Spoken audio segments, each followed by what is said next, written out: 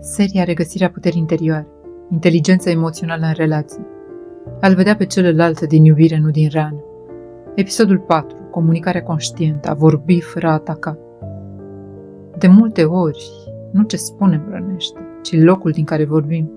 Când comunicăm din rană, cuvintele devin armă, tonul devine apărare, iar mesajul o cerere disperată de a fi văzuți.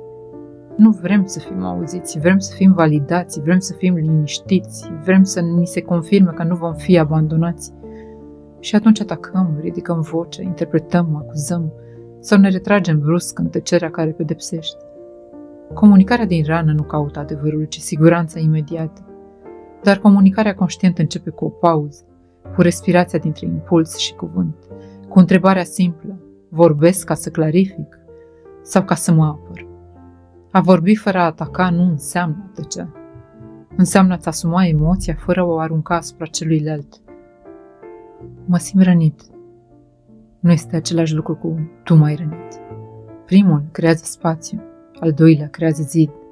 Inteligența emoțională în relații înseamnă să-ți porți emoțiile fără a le transforma în vină pentru celălalt.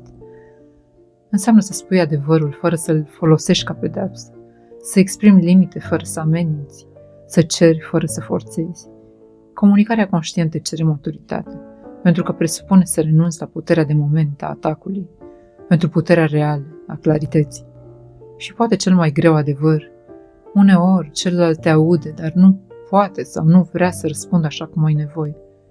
A vorbi fără a ataca înseamnă să poți rămâne în adevărul tău, chiar și atunci când nu primești reacția dorită. Aici se vede diferența dintre iubirea matură și cea reactivă.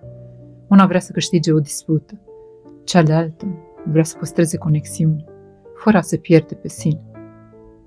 Când înveți să comunici conștient, relația nu mai este un câmp de luptă, ci un spațiu de întâlnire. Iar dacă nu mai este posibilă întâlnirea, măcar rămâne integritatea ta.